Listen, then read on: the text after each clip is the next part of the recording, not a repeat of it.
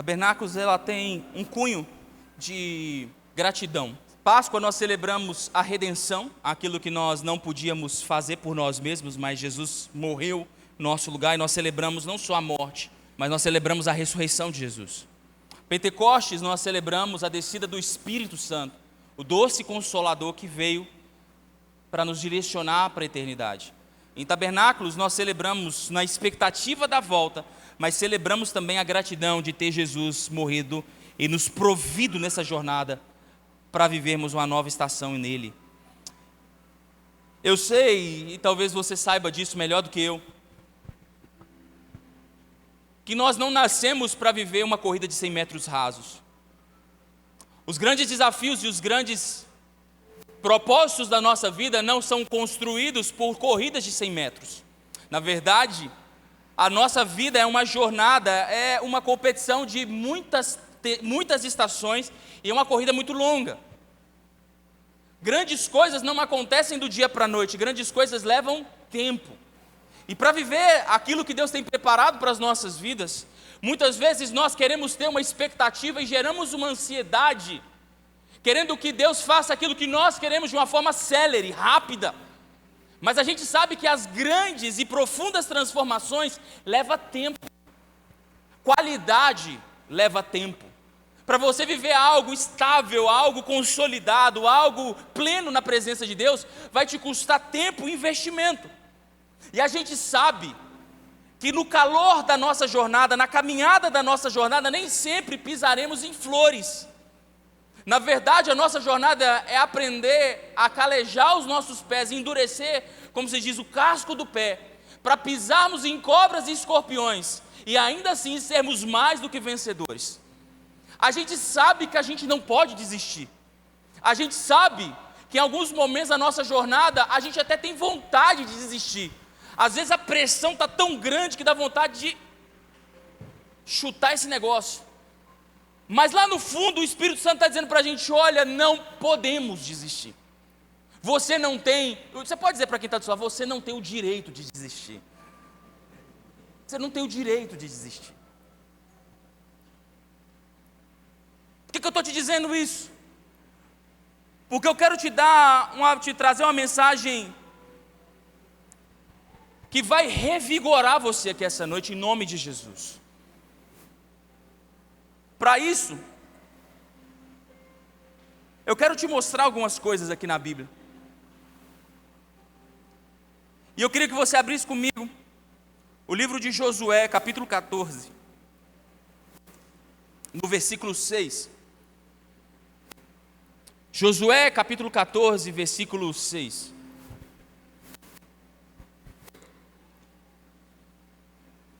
Josué 14, versículo 6.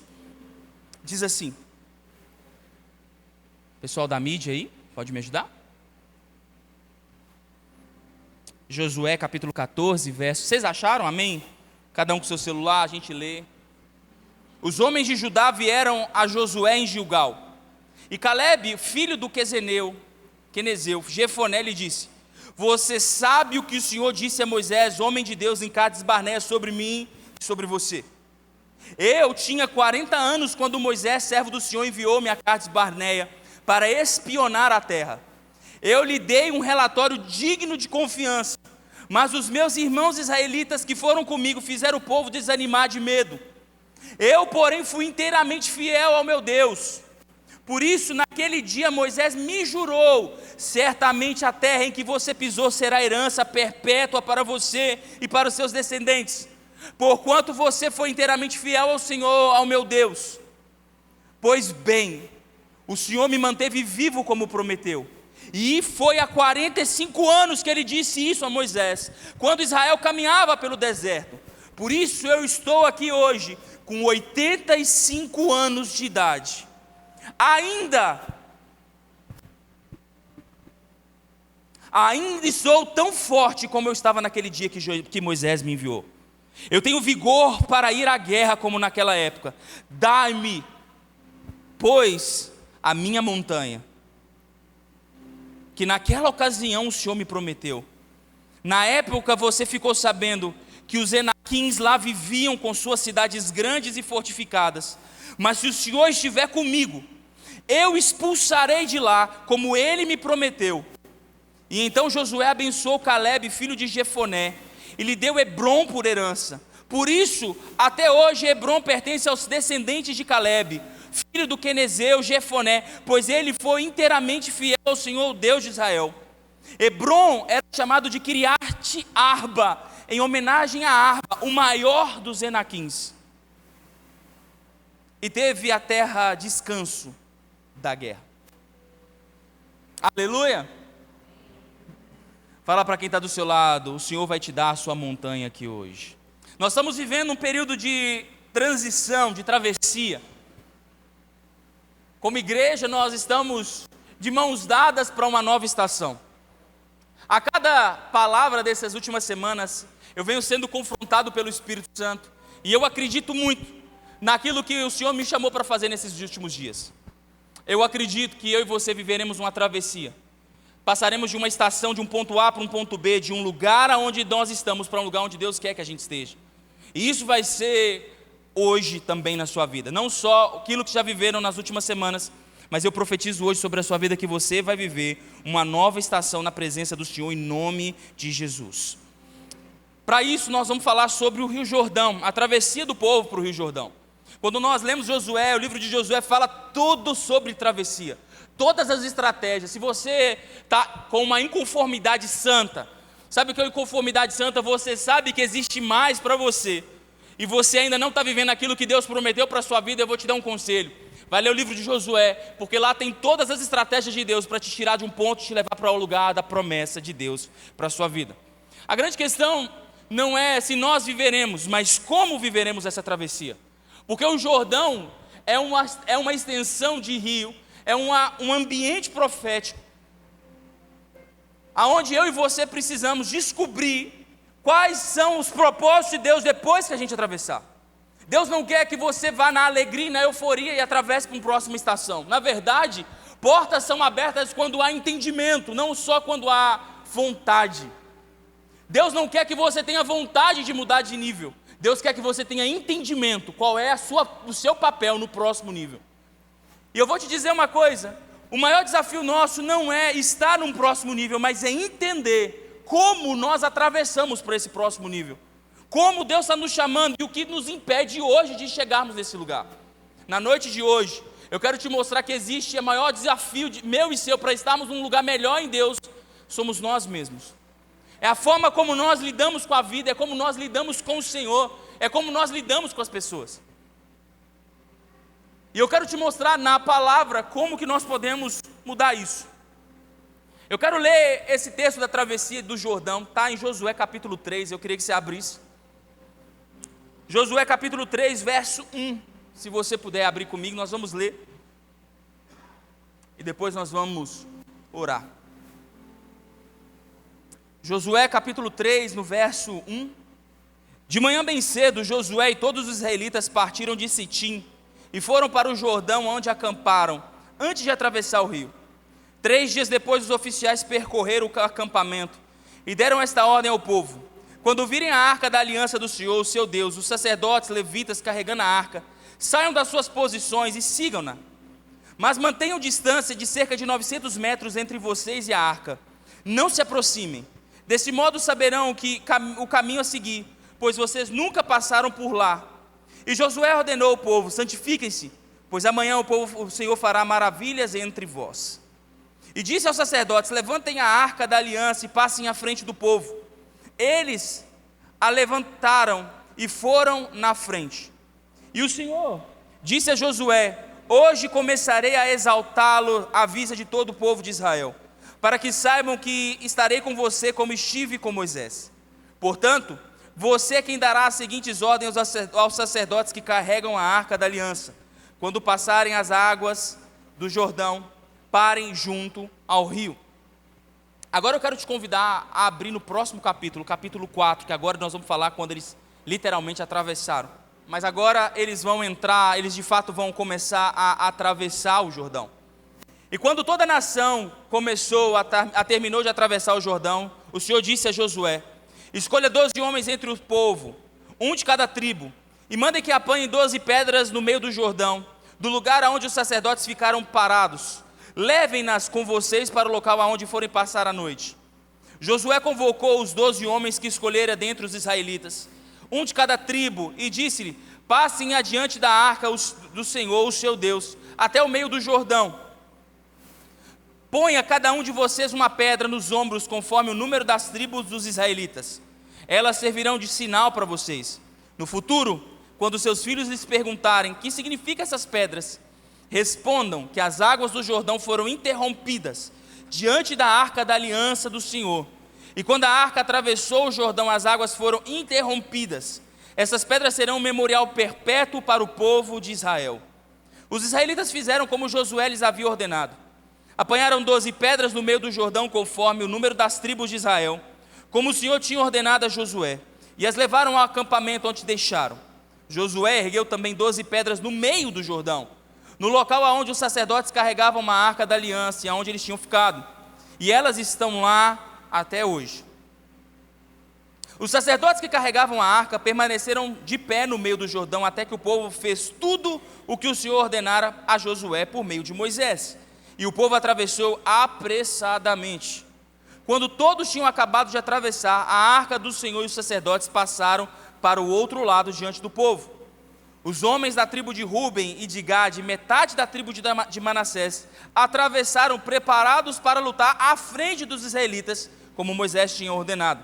Cerca de 40.000 homens preparados para a guerra passaram perante o Senhor, rumo à planície de Jericó.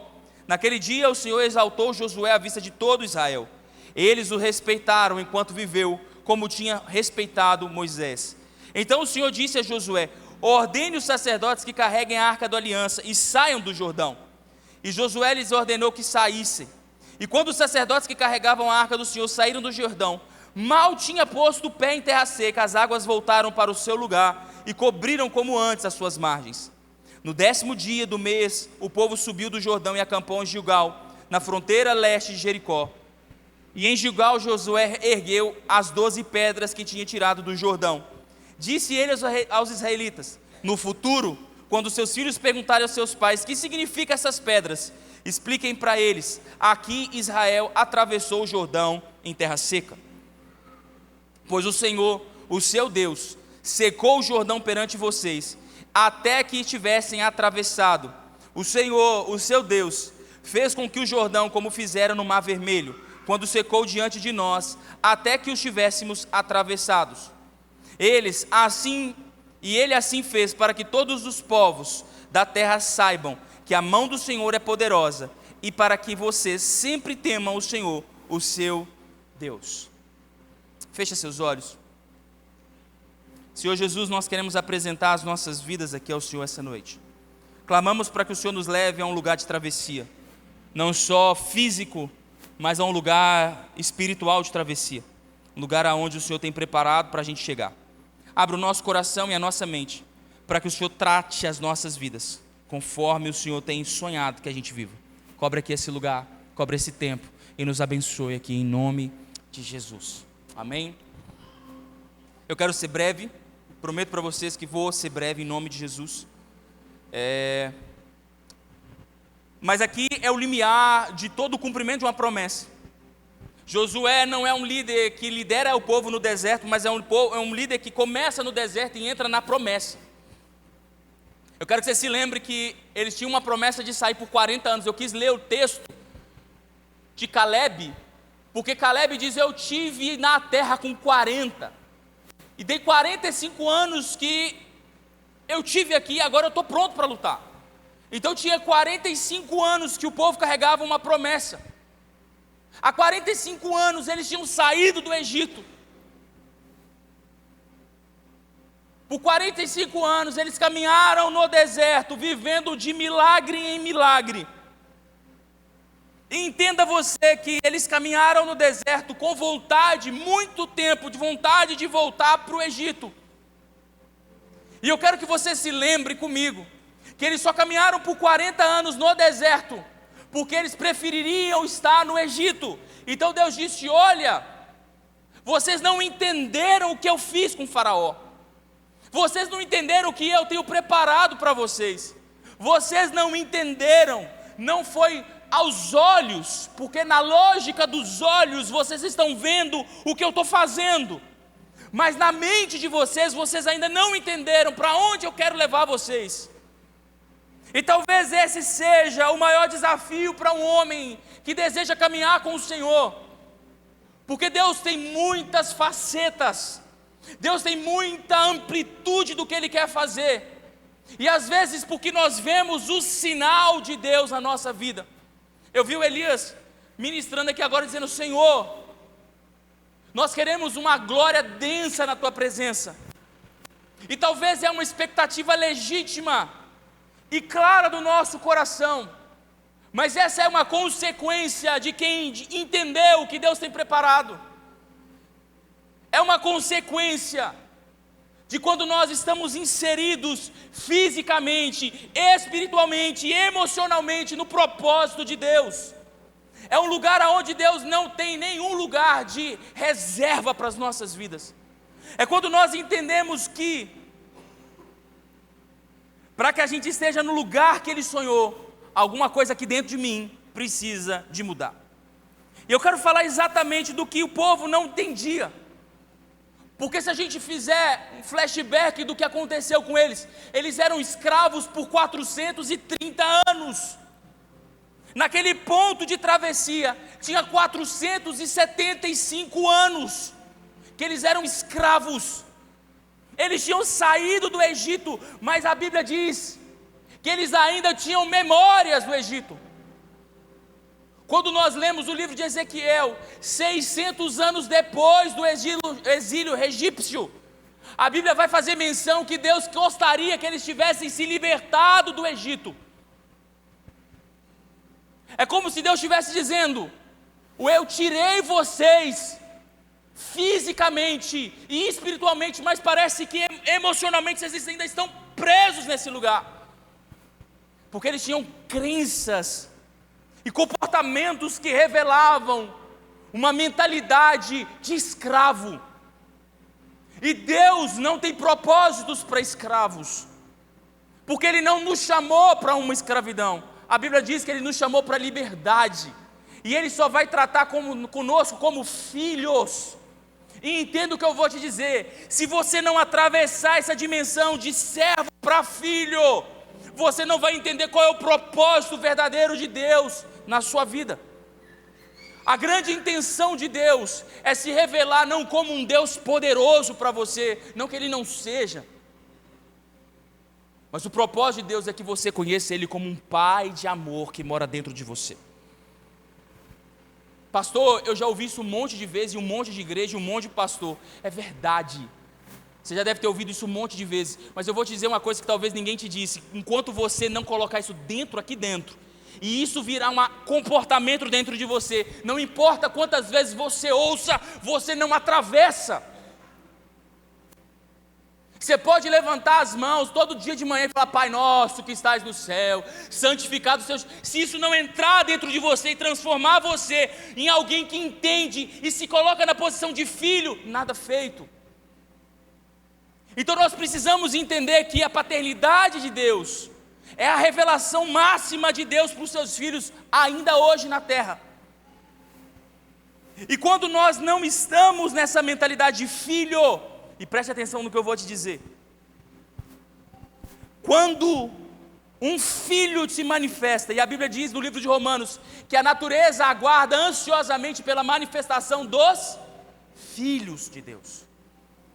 Enquanto nós não nos revelarmos como os filhos de Deus, as coisas não vão entrar no eixo na nossa vida como a igreja ou como Deus espera. Agora, quando nós não atravessamos para esse lugar, aonde Ele tem uma terra para conquista, nós vamos ser governados com uma mentalidade de escravos. Eu vou te dizer o que uma mentalidade de escravos pode gerar na vida de alguém. Um escravo é alguém treinado para a mediocridade. É alguém treinado para ser medíocre. Alguém que tem uma mentalidade miserável, como aquele povo tinha naquele momento. E deixa eu te explicar uma coisa para você ficar já liberto disso. Uma mentalidade de escravo te prende no deserto. A mentalidade de escravo, ainda que você tenha uma promessa e Deus está te chamando para viver a promessa, a mentalidade de escravo, uma mentalidade miserável te prende no deserto da sua vida. A Bíblia vai mostrar, e a gente leu aqui, que de uma nação inteira, só 2 homens entraram na terra da promessa. De uma geração inteira, só 2 homens entraram, porque a Bíblia diz que quando eles entraram, eles viram o gigante, mas confiaram na promessa, porque sabiam que tinham uma promessa. Só que todo um povo ficou com medo, porque eles se enxergavam como escravos de Faraó. Então entenda, que você pode ver o sinal de Deus, você pode ver o milagre de Deus, e continuar do deserto da vida, que te prende nesse lugar. Amém? Fala para o seu irmão que está aí, você vai sair do seu deserto hoje em nome de Jesus. Existem pessoas que foram treinadas para serem medíocres.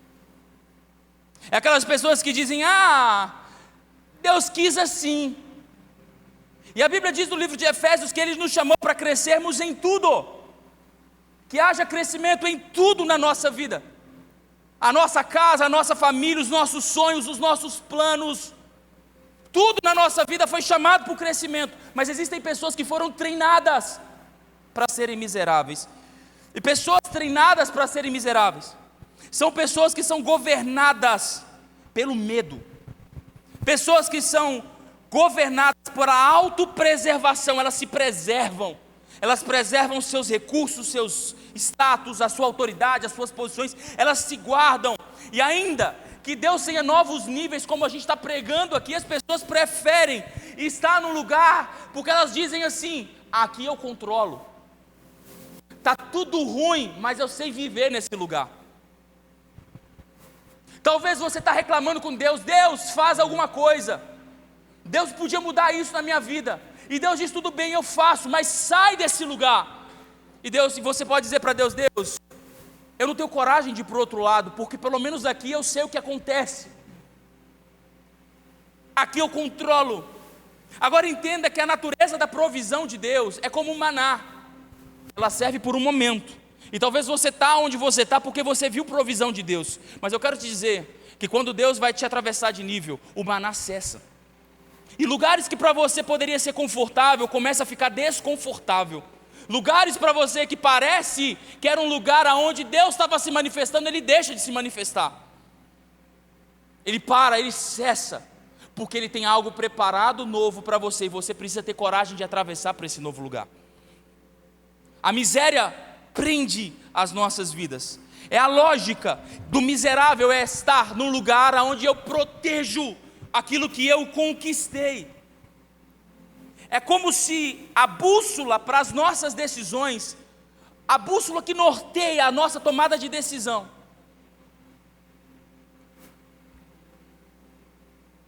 fosse a sobrevivência. É como se eu dissesse para mim mesmo, eu não vou dar esse passo, eu não vou tomar essa decisão, porque aqui eu sei como as coisas acontecem. Esse é o miserável. Aquela pessoa que não consegue dar um passo adiante. Você pode dizer para quem está do seu lado, hoje você vai dar um passo adiante na sua vida? Se Deus falar com você, você pode dizer amém, irmão. Você pode dizer glória a Deus, você pode dizer um aleluia. Se Deus for falando com você, pode fazer isso em nome de Jesus. Aquele homem que se enxerga como um miserável, uma pessoa treinada para a mediocridade, é uma pessoa que se sente impotente, mesmo se tiver dinheiro. Ela se sente impotente. Assim como um povo inteiro no deserto, Deus disse, eu tenho uma palavra, vocês vão entrar, vocês vão conquistar. Vocês não viram eu abrir no mar vermelho, não? Vocês não viram meu sinal, não? Se eu disse para ir, vai. Mas são pessoas que, ainda que enxerguem a palavra e a promessa, se sentem impotentes. Eu não consigo. Para mim não tem jeito. Você não sabe de onde eu vim, pastor. Você não sabe a minha história. Você não sabe que eu já tentei e já quebrei a cara.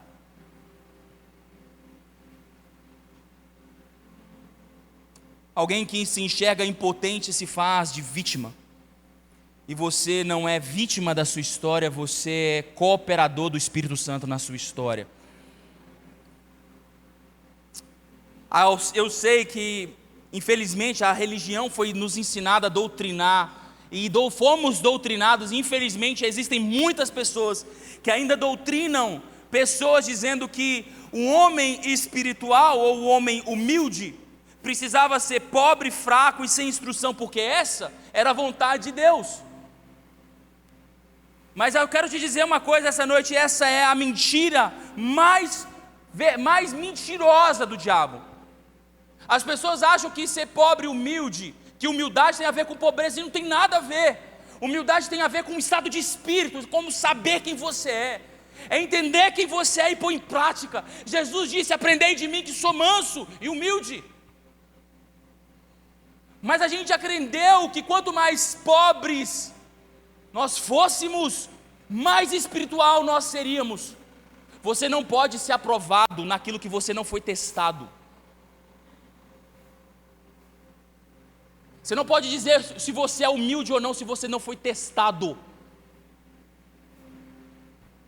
E sabe, a religião criou esse espírito de miséria, criou evangelistas.